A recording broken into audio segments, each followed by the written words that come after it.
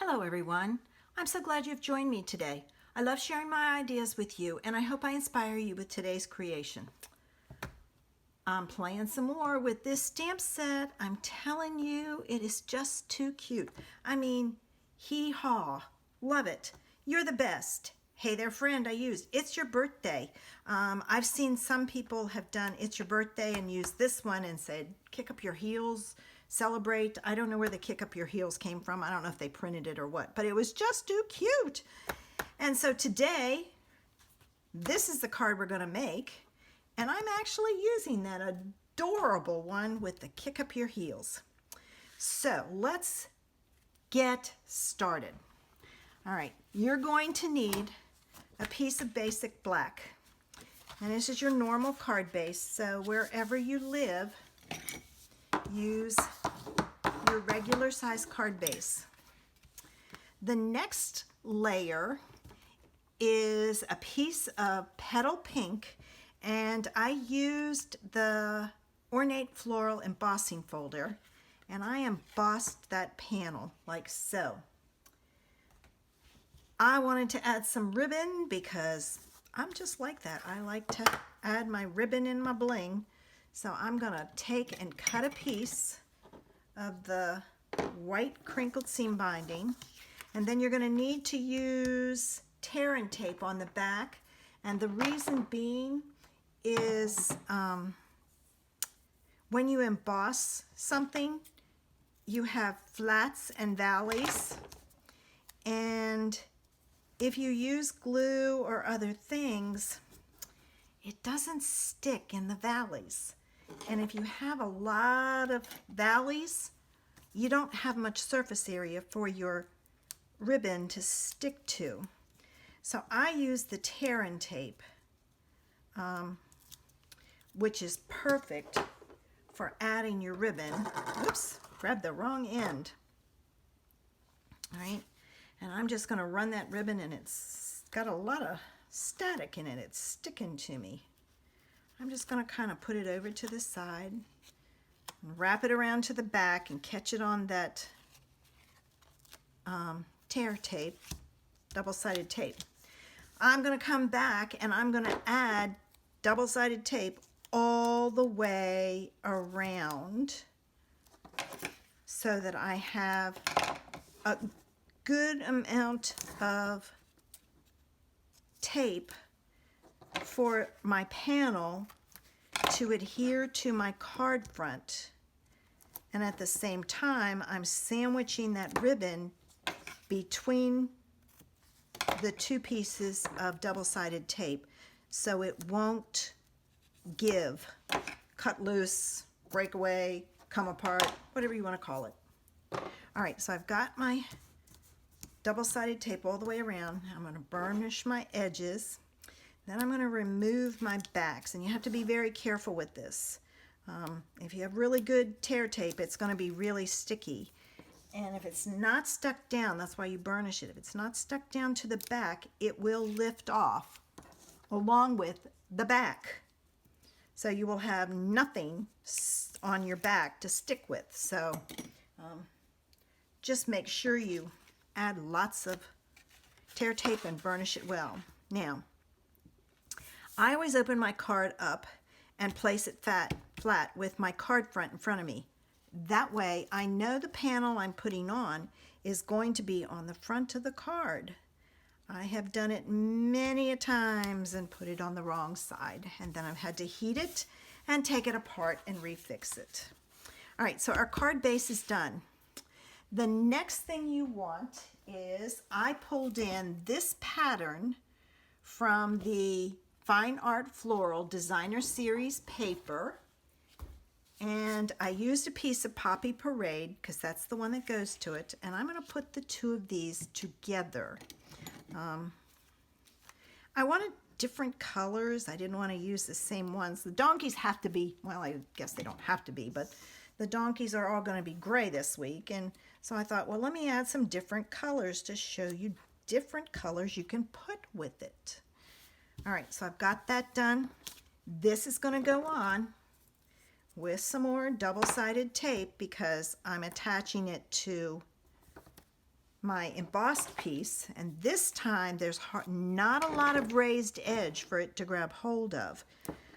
So you really want to make sure it's going to stick well, and the double-sided tape is very sticky and will stick, so I don't have to worry about my panel falling off.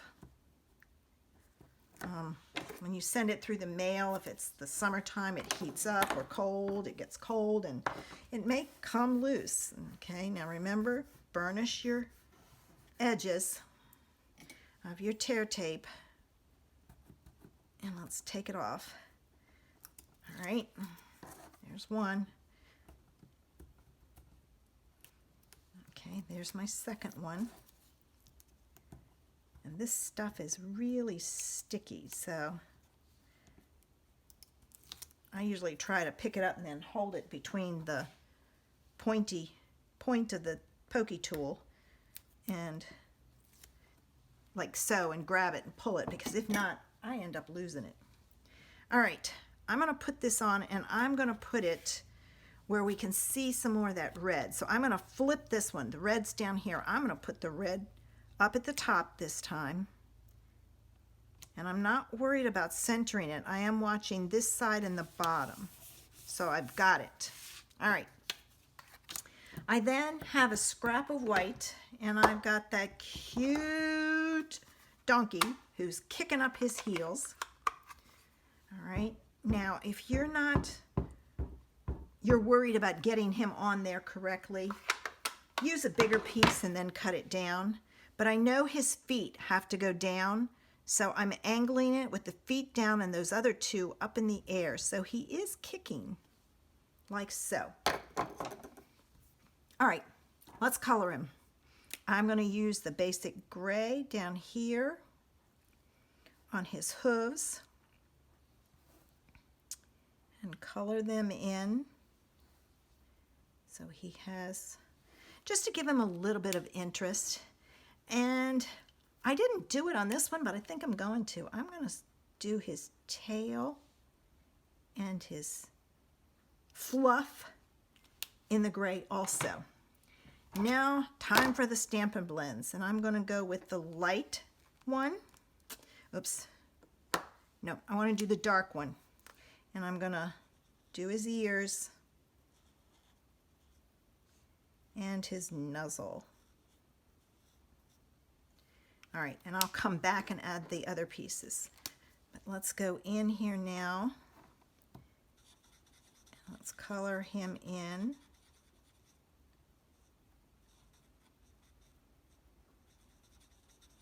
And I'm just going to color him all the way around. And I'm using a circular motion. Other than his legs, I'm just doing a swipe. All right, let's do his face.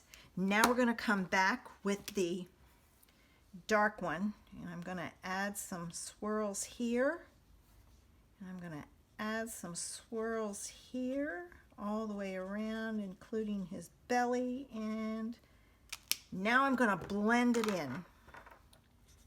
I think I need to take some time. All right, there we go. And then I go over his legs again, because if you see it's a little too light. So I just kind of go over it again just to darken them up a little bit. Oops, I didn't get that. I want to get that, because there. And there he is. He's blended as best as I can do. And you can see a shadow there. So it does look a little lighter and darker. That one I saved the center, and I didn't do around the center. All right, time to put this on our card. And I'm gonna use some glue. All right, and I'm gonna center this side to side, top to bottom, and since I have the glue, I have a little bit of wiggle room. There we go.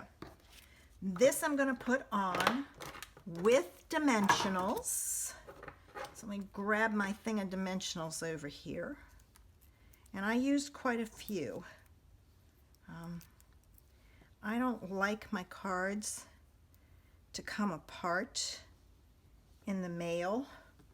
So I probably add a lot more than I need to, but that's okay. I'd rather have too many than not enough. And by cutting them in half, I don't feel too bad about using a lot. All right, let me get some more. I may need to get some other pieces. Okay. Then I put some in the center also. All right, I need one more, and I have it right here. Perfect, perfect, perfect. All right, now I got to take all these backs off. And I find my pokey tool is the best thing to use because it saves my fingers. Paper is very hard on your fingers and fingernails. And by using the pokey tool, you're not having to pick at it with your fingernail. When you get old like me, it makes a difference. Okay, here we go. Oh, I know what I did differently. All right, I'm going to add him in here like so. His eye was lost, so what I did was I came back and I used the writing end, and I just kind of traced that mark so you could see his eye. Now for the sentiment, I use a scrap of white. You're the Best from the stamp set, and I use my Poppy Parade ink. And my Poppy Parade is hard to open.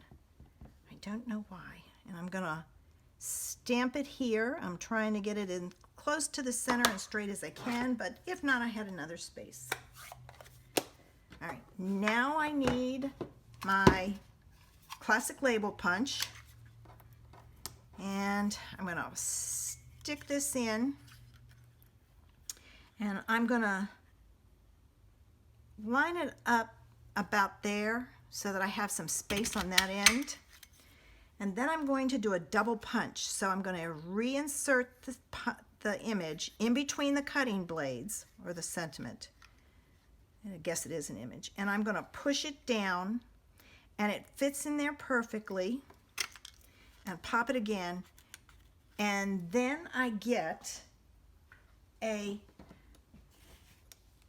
smaller version of that classic label punch.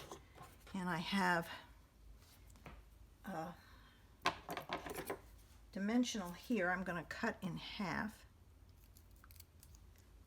And I'm going to add it here and here. Then we're going to take our backs off.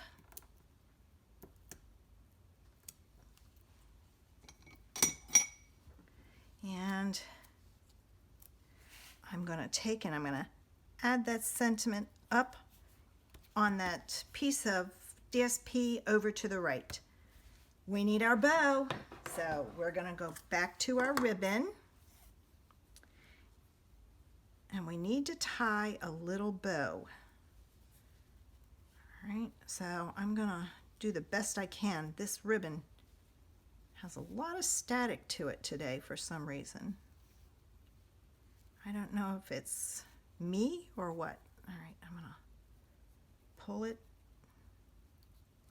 like so. I don't want it too big. Okay, there we go, good. And then I'm gonna cut my ends, and I always cut my ends at an angle so that they don't unravel. Then I want to interview my bow, and this side looks better. So that's going to be the front.